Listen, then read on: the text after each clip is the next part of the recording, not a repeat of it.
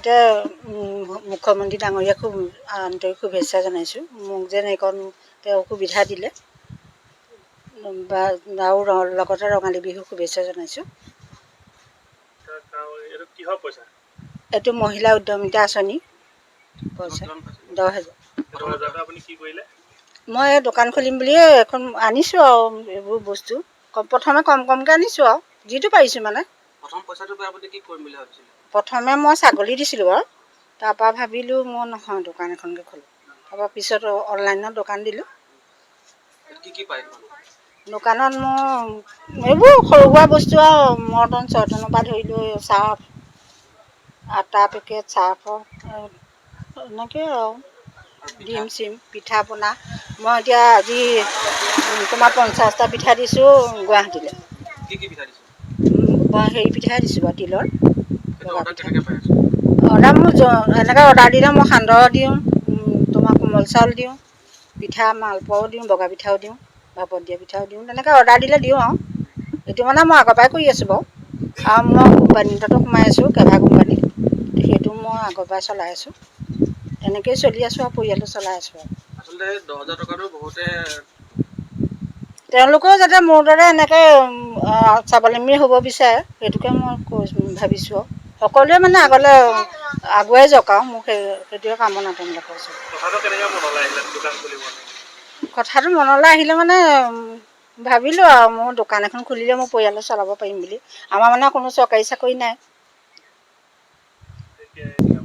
বহুত সুখী। আৰু যাতে হিমন্ত বিশ্ব শৰ্মা ডাঙৰীয়াই মোক আকৌ আৰু আগুৱাই লৈ যায়, তেওঁলৈ সেয়াই মোৰ সৰল প্ৰাৰ্থনা। মুখ্যমন্ত্ৰী ডাঙৰীয়াক মানে মামা বুলি কৈছোঁ আৰু মোক যাতে তেওঁ আগলৈ আগুৱাই লৈ যায়, মোৰ সেয়া তেওঁৰ ওচৰত সৰল প্ৰাৰ্থনা।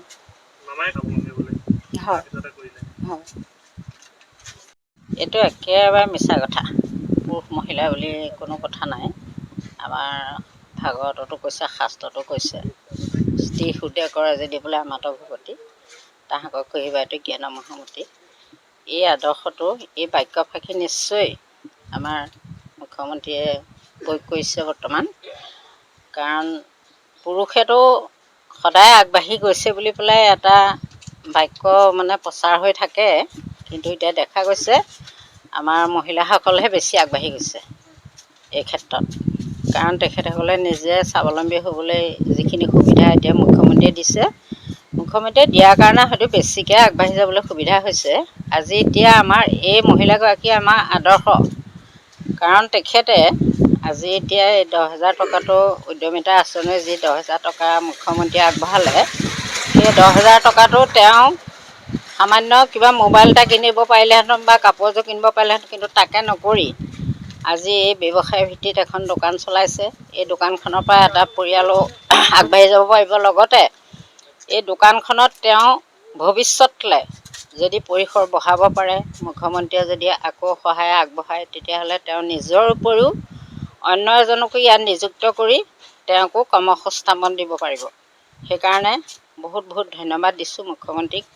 আৰু মুখ্যমন্ত্ৰীয়ে যাতে এনেধৰণৰ মহিলাবিলাকক, এনেকুৱা আদৰ্শৱান মহিলাবিলাকক যাতে আগবঢ়াই নিয়াত আৰু পদক্ষেপ লয় আৰু সহায় কৰে, তাৰ কাৰণে মুখ্যমন্ত্ৰীৰ কাৰণে মই আহ্বান জনাইছোঁ। ধন্যবাদ।